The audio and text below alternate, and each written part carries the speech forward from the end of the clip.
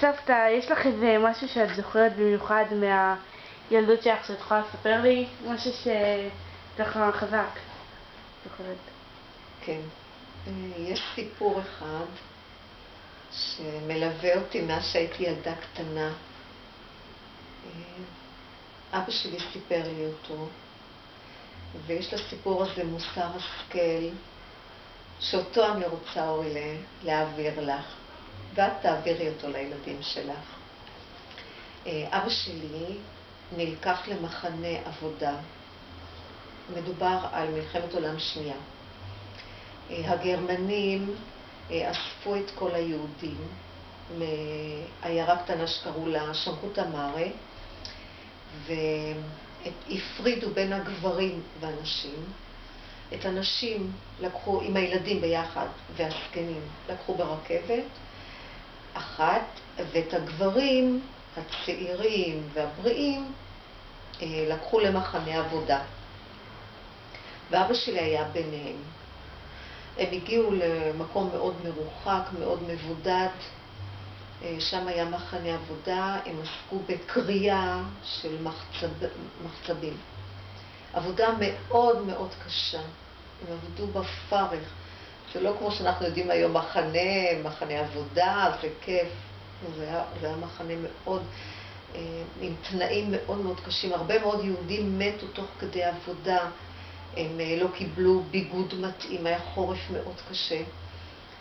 ולא אוכל, לא שתייה חמה, כלום, מעט מכל הדברים האלה.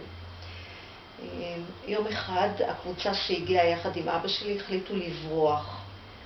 הם באו בדברים עם אחד השומרים והבטיחו לו או נתנו לו כסף, אני לא בדיוק יודעת את הפרטים, אבל בכל אופן הוא היה אמור לפתוח להם איזשהו פתח ולתת להם לברוח.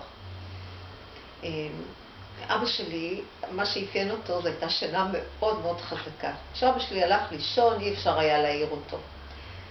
הקבוצה קמה למחרת בבוקר ויצאו לכיוון. אבא שלי כמובן לא התעורר, המשיך לישון. הוא התעורר רק כשנכנסו גרמנים לחדר והתחילו לחפש וצעקות ומכות, אז הוא התעורר. ואז הוא גם ראה, כשהתעורר הוא ראה שהוא נשאר בעצם לבד מכל הקבוצה שלו. ככה עברה המלחמה, הוא לא ידע מה קרה עם כל אותה קבוצה, אבל הוא כל פעם חשב כמה חבל שהוא לא התעורר. אם הוא היה מתעורר, הוא היה כבר חופשי ומאושר.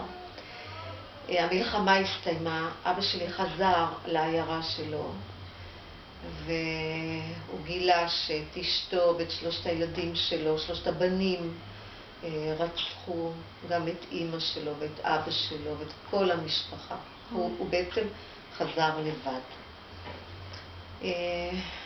אחרי שהוא ברר מה קרה עם המשפחה, הוא ניסה לברר מה קרה עם החברים שלו, ואז התברר לו שבאמת הם התעוררו והם יצאו, אבל הגרמני שהיה צריך לעזור להם, הסגיר אותם וחיכה להם קבוצה וירו בכולם.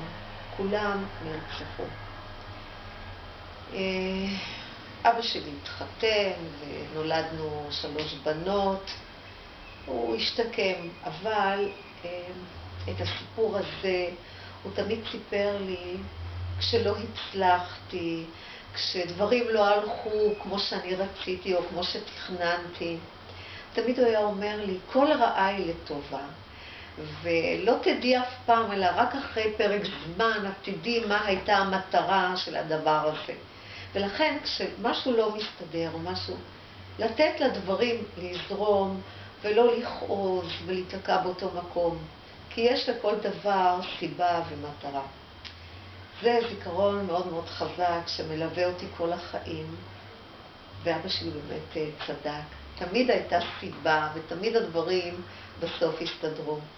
אז אורי, קחי את זה איתך, תשתמשי בזה ותעבירי את זה גם לילדים שלך. תודה רבה.